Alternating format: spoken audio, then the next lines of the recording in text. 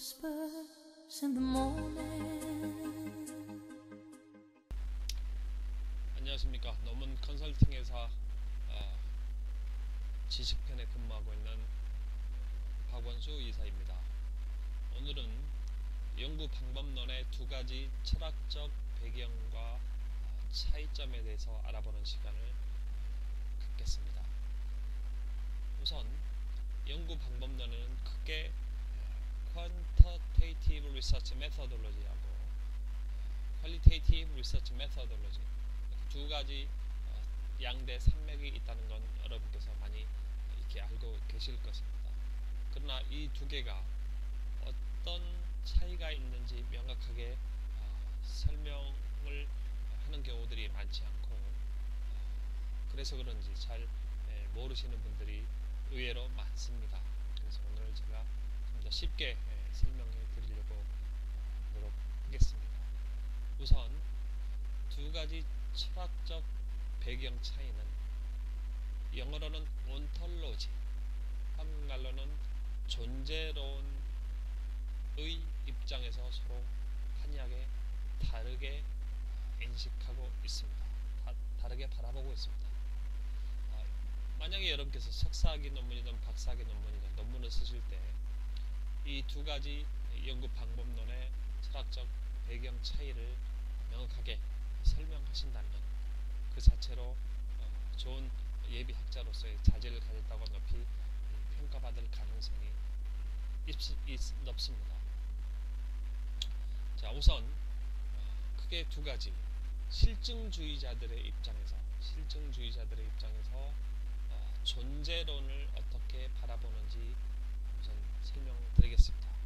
실증주의자들은 우리의 외부에 존재하는 실체들이 객관적으로 존재하고 있다는 입장입니다.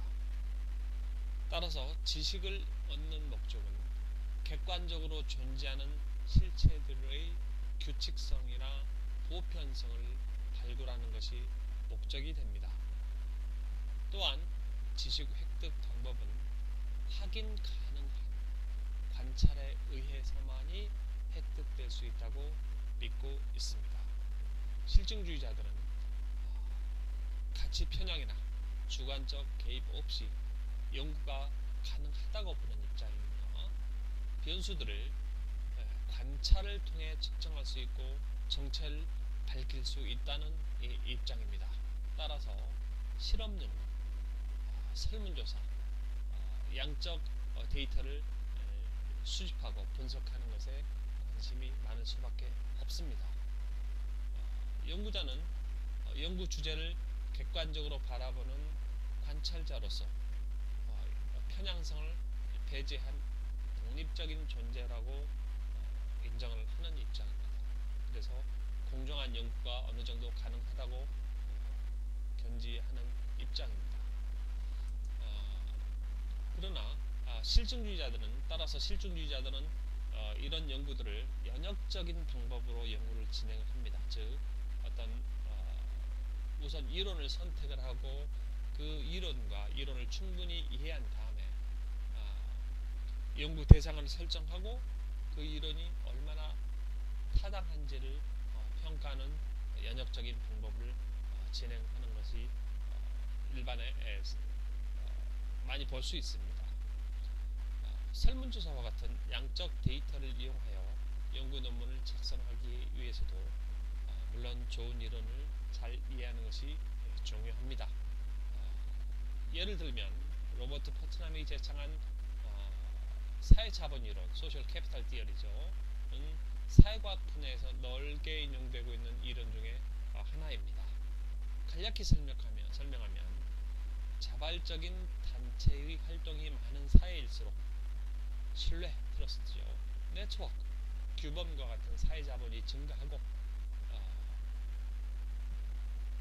그 다음에 따라서 사회자본이 높아지면서 경제 거래 주체들 간의 거래 비용, 트랜잭션 코스트라고 하죠.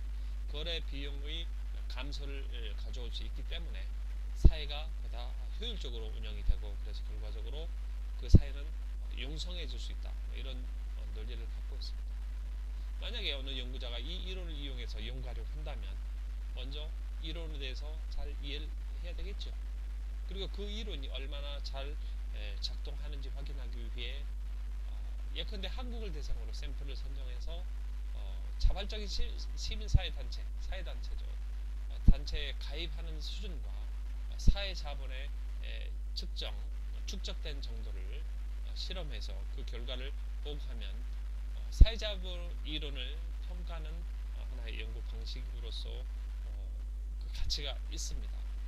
결과적으로 한국 사회는 자발적 시민사회단체가 많이 가입되어 있긴 하지만 신뢰가 잘 생성되지 않고 있다고 연구가 나왔다 할지, 아니면 그 신뢰가 사적인 관계망에서만 생성되고 공적인 관계망에서는 축적되지 않고 있다고 하는 현상을 보여준다 할지, 이런 것들이 모두 중요한 지식사회에 중요한 기여를 하는 연구 결과들입니다. 그래서 사회자본 이론을 좀 더 발전시키는 데 중요한 어떤 그 단초를 제공할 수 있기 때문에 그 자체로서 연구가 의미가 있습니다.